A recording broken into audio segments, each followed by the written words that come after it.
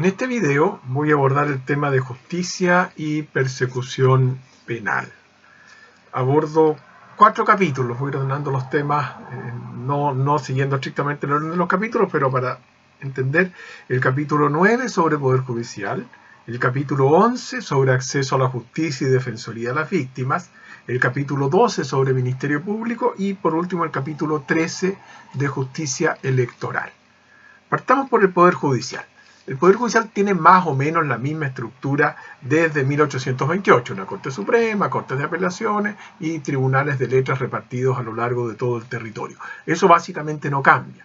Hay algunas precisiones, algunos cambios que voy a ir explicando, pero la estructura básica se mantiene. ¿Cuáles son las novedades o precisiones? Uno, se clarifica que el control de constitucionalidad será concentrado, es decir, si es que un juez tiene una duda si una ley es aplicable o no por ser inconstitucional, no puede dejar de aplicarla, salvo que haya una sentencia del Tribunal Constitucional que así lo establezca. Los jueces tienen que mandar el caso al Tribunal Constitucional para que el Tribunal Constitucional se pronuncie. Esa es una cuestión que hoy día existe, la posibilidad de que los jueces pidan al Tribunal Constitucional que se pronuncie sobre la inconstitucionalidad de una norma. Se aclara que bajo ningún respecto pueden dejar de aplicarla, salvo que tengan una orden expresa del Tribunal Constitucional. Eso puede ayudar a solucionar algunos problemas que hay, lo que se ha dado en llamar la guerra de corte, el choque entre las Cortes Supremas y tribunales constitucionales, que no es solamente un problema chileno. Ese es un tema que no es novedoso, pero se precisa. Una cuestión que sí es novedosa es que se introduce el concepto de plazo razonable. Este es un lenguaje que viene de los tratados internacionales sobre derechos humanos. No se puede establecer un plazo para hacer un juicio, porque hay juicios muy simples y otros juicios que son muy complejos. Obviamente, pensando en un delito, si hay una persona que la detiene carabinero 5 segundos después de pegar un lanzazo y confiesa, no es razonable que el juicio dure 2 años. En un par de días puede estar resuelto. Al contrario, si es un tema de lavado de dinero muy complejo, de narcotráfico, no es razonable pedir que en 2 días esté resuelto. Se requiere mucha investigación, muchos testigos y 2 años puede ser incluso poco para un caso de esa complejidad. Por eso no que se establece un plazo, pero sí un criterio de razonabilidad. Entonces, frente a un determinado caso, se podría decir, bueno, este plazo no fue razonable. Eso es algo que viene en los tratados internacionales y que se incorpora por primera vez en un texto constitucional chileno. Luego, una cuestión que a mí me parece muy importante, se establece que se debe propender, es decir, fomentar, de acuerdo a la ley, la mediación, el arbitraje y otras formas, otros medios alternativos de solución de conflictos.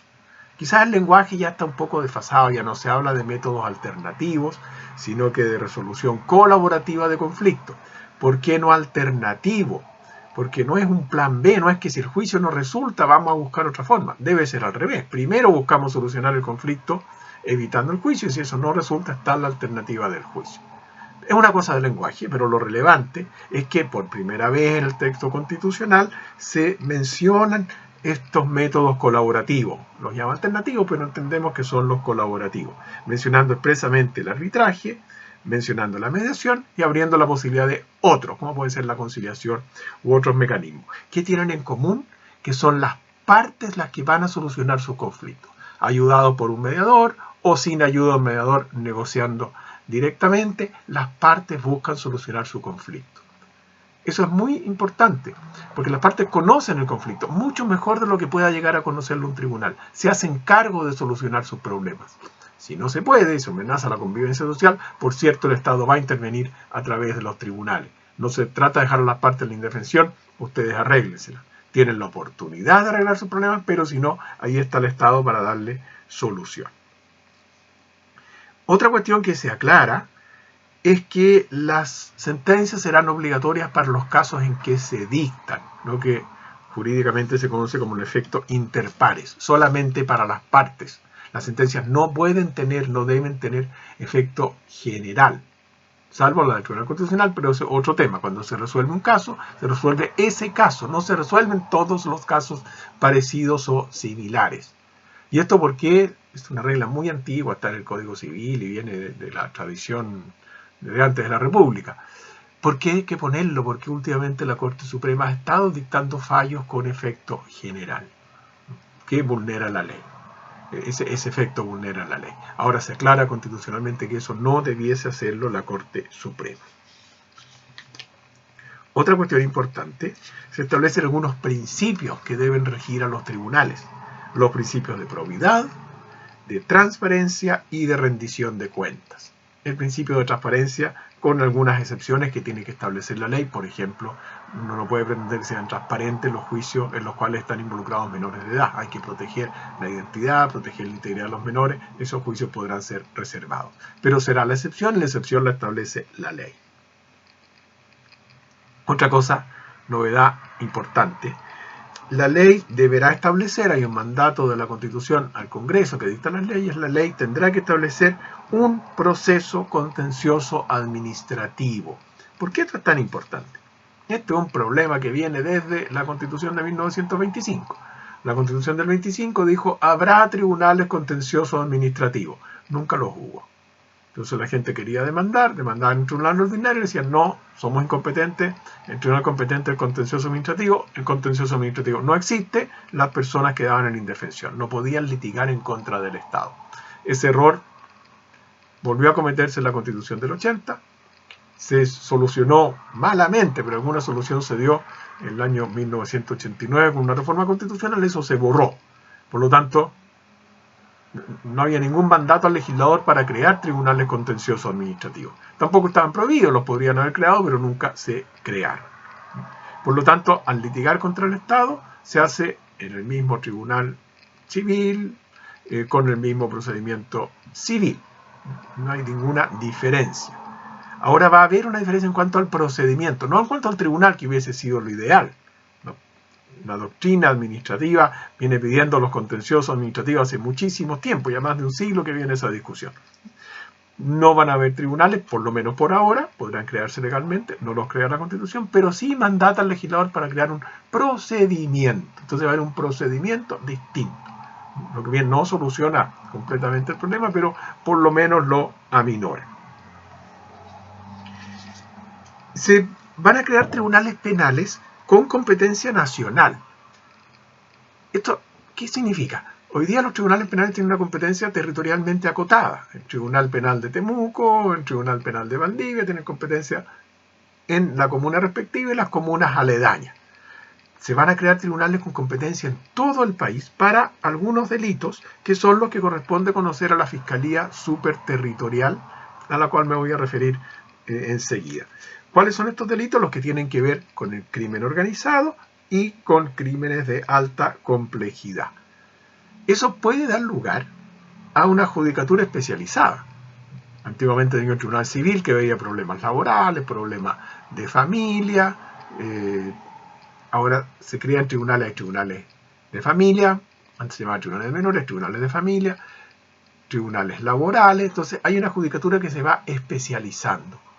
¿Podrá pasar lo mismo con la justicia penal? Puede ser, esta es una primera apertura a ese tema. Por lo menos en los temas de crimen organizado de alta complejidad va a haber un tribunal penal especializado. Después podrán surgir eventualmente otros. Se pone fin a una institución que también es muy cuestionada, que son los abogados integrantes. Tanto en la Corte de Apelaciones como en la Corte Suprema se designan abogados que son abogados que ejercen, que litigan, o sea, normalmente están frente a los jueces discutiendo sus casos, defendiendo a sus clientes, y durante un plazo de un año se les nombra abogados integrantes. No dejan de litigar. Entonces, un día están como abogados integrantes y al día siguiente pueden comparecer alegando una causa propia, tanto en Corte de Apelaciones como Corte Suprema. Esto provoca problemas de independencia del Poder Judicial y otras cuestiones. Se termina con esa institución y se van a establecer ministros suplentes. Evidentemente un ministro de la Corte puede no estar, puede estar con licencia, puede estar en comisión de servicio en otra parte, los ministros de la Suprema tienen que visitar distintos tribunales a lo largo del país, los de las Cortes de Apelaciones distintos tribunales en la región, van a las comunas, entonces aunque estén trabajando no están en la Corte. Y si no están en la Corte, alguien tiene que reemplazarlo. Eso es lo que hacían, o hacen todavía los abogados integrantes, se reemplazaría por los ministros suplentes. La diferencia no es solamente semántica, no es solamente una cuestión de nombre. ¿Por qué? Porque estos ministros suplentes, aun cuando sean ajenos al Poder Judicial, van a requerir dedicación exclusiva. Quien es ministro suplente deja de tramitar sus propias causas. Si es un juez de otro tribunal que lo nombra ministro suplente, va a trabajar como ministro suplente. No va a estar además atendiendo a su tribunal y un rato en la corte. Eso es la función que van a tener los ministros suplentes. Actualmente la Corte Suprema se preocupa de muchas cosas, además de lo propiamente jurisdiccional. Lo propiamente jurisdiccional es resolver los juicios. Se preocupan los tribunales, sobre todo la Corte Suprema, pero no exclusivamente la Corte Suprema, también de otras cosas. Para evitar eso, se crean 3 instituciones autónomas. Algunas ya existen y se les da rango constitucional, pero lo importante es que son 3 instituciones que se van a dedicar a cuestiones específicas que no son propiamente jurisdiccionales y que hoy día lo hacen de alguna manera los tribunales. Primero, un órgano encargado de nombramientos. Segundo, un órgano encargado de formación y perfeccionamiento. Y tercero, un órgano encargado de gestión y administración. Estos órganos son cada uno de ellos independiente, autónomo, pero tienen que actuar coordinadamente. Actúan separada, pero coordinadamente, dice el proyecto de Constitución. Por ejemplo, respecto a los nombramientos, hoy día para los ministros de la Corte Suprema, es la misma Corte Suprema la que prepara una quina. De esa quina el presidente de la República propone a uno y esa persona tiene que ser ratificada por el Senado. Bueno, la Corte Suprema dejará entonces de preocuparse de los nombramientos y estas quinas van a ser elaboradas por este nuevo órgano. Los jueces serán nombrados por este nuevo órgano. Hoy día hay un sistema de ternas que elabora en algunos casos la Suprema, en otros casos las Cortes de Apelaciones, y la designación pasa por el presidente de la República. Entonces hay una designación bastante política de los funcionarios judiciales. Se crea entonces un organismo autónomo para ello. ¿Quiénes los componen? Una persona designada por el presidente de la República previo concurso público, 2 personas designadas por el Senado y 4 jueces sorteados. Esto es importante por 2 cosas. Son 4. Presidente 1, Congreso 2, 4 jueces. Por lo tanto, hay mayoría judicial. Pero son sorteados, no son elegidos.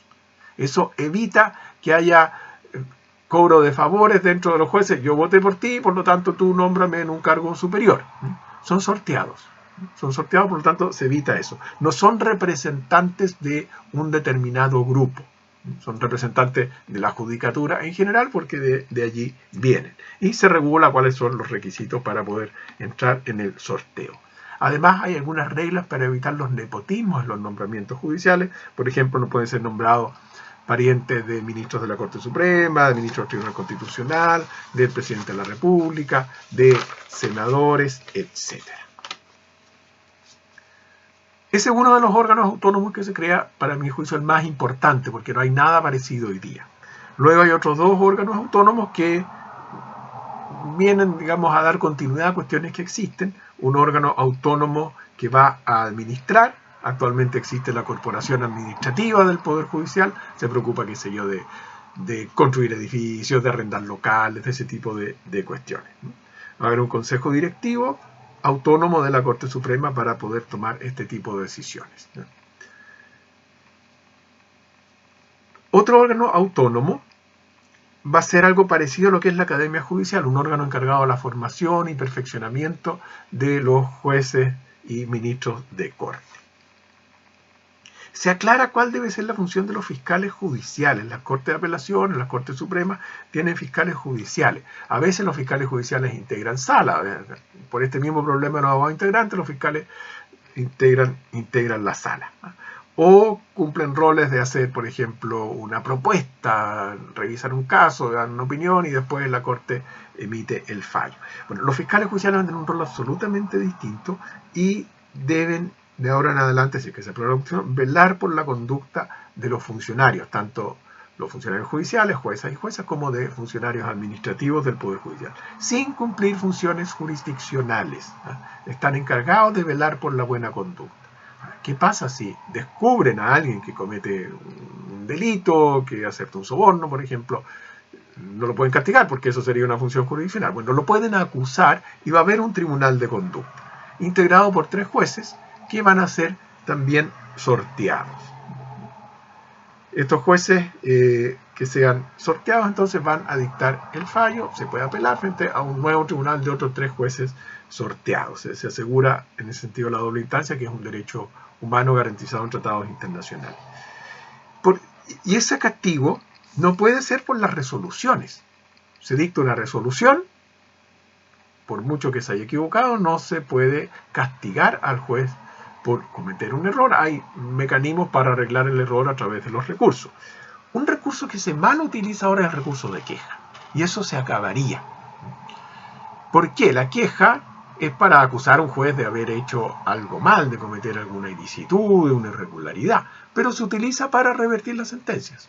Se presenta un recurso de queja en contra de de algunos ministros de la Corte de Apelaciones para que la Corte Suprema revise la causa cuando no procede otro recurso. Por un ejemplo, ocurre en distintos niveles. Bueno, eso se acabaría porque este tribunal de conducta no va a conocer problemas de las resoluciones judiciales, sino que problemas efectivamente de conducta. Por lo tanto, se acaba el mal uso de este recurso. Nunca fue diseñado para eso, pero se ha utilizado para eso.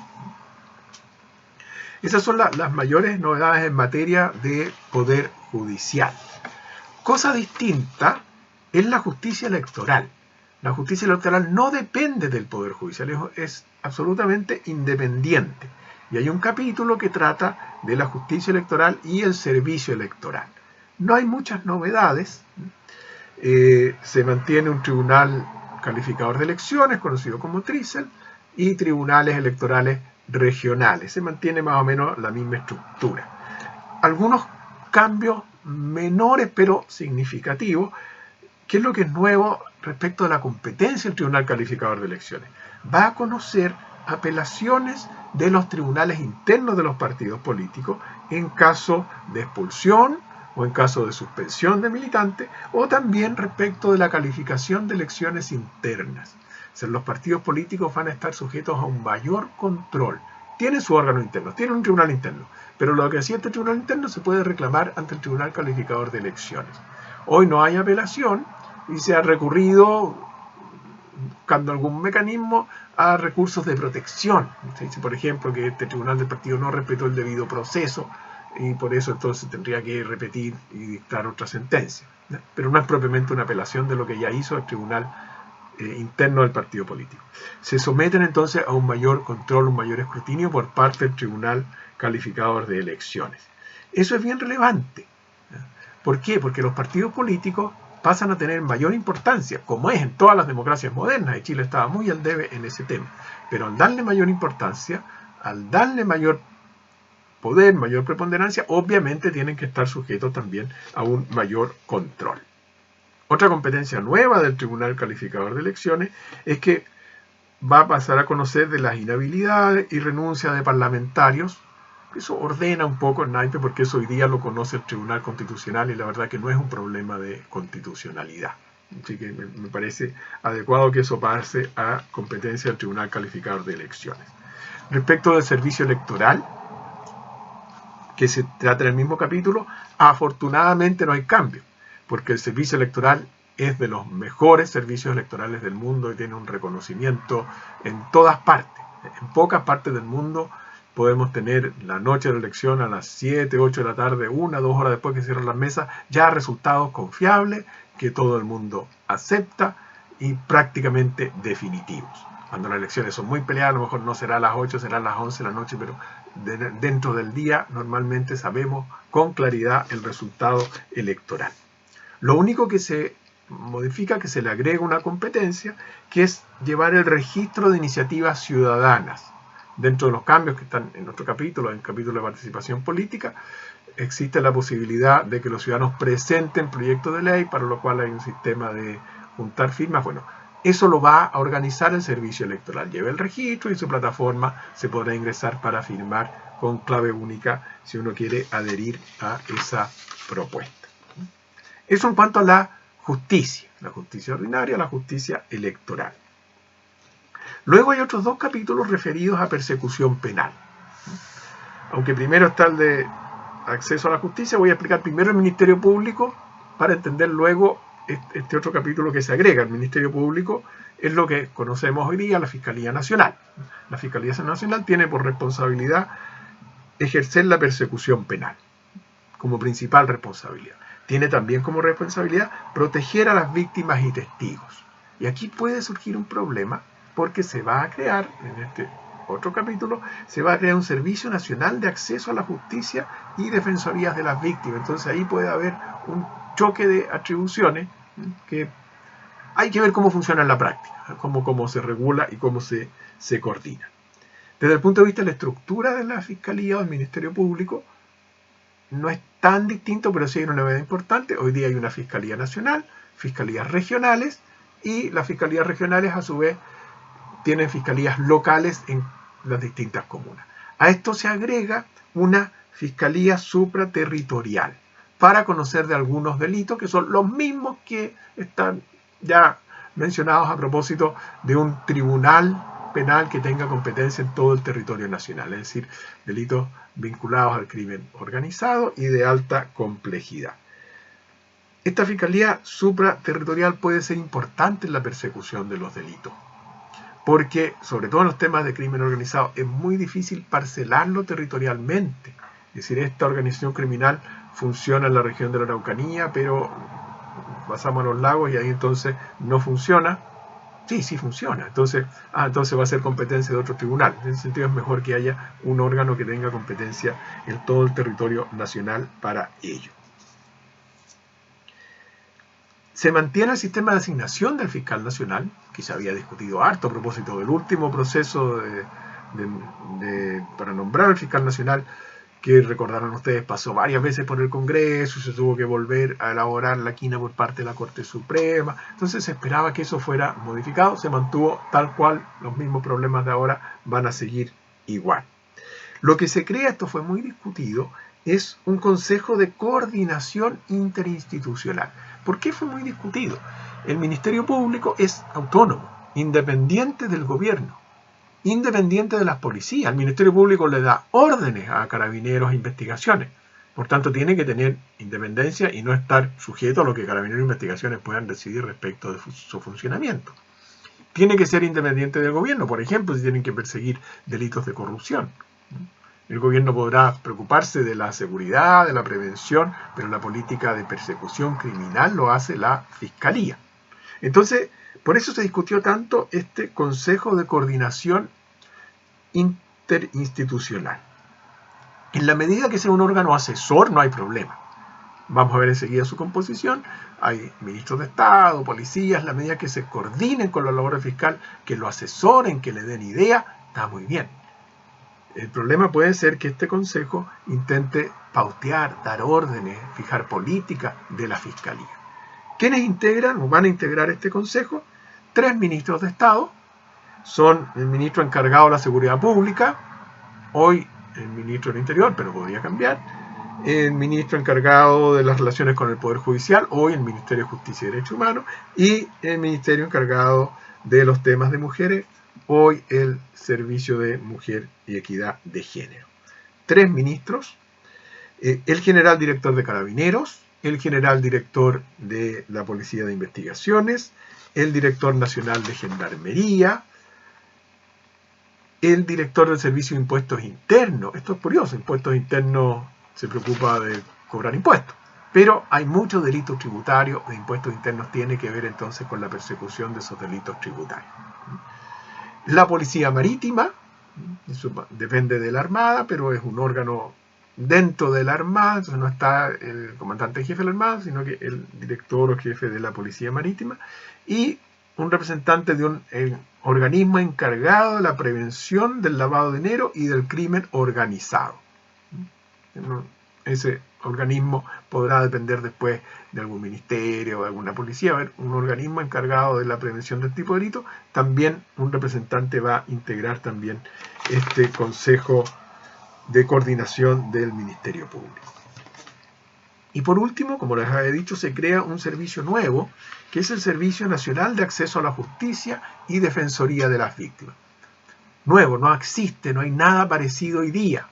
A nivel legal hay una Defensoría Penal Pública, que es importante entender que las personas tienen derecho a la defensa. Se enfrenta a una persona acusada de un delito, se enfrenta con el poder del Estado, a través de la Fiscalía que lo persigue, pero el mismo Estado también tiene que apoyarlo para que se defienda. Es probable que esa persona sea inocente, que hay un error de la Fiscalía, por lo tanto, tiene derecho a la defensa antes de ser juzgado. Y durante el juicio, evidentemente, también. Pero, ¿qué pasa con las víctimas? Las víctimas tienen la posibilidad de querellarse mediante el patrocinio de un abogado particular. Hay algunas municipalidades que tienen servicios de atención a víctimas, pero no hay un órgano estatal que se preocupe de este tema. La Fiscalía no es representante de las víctimas.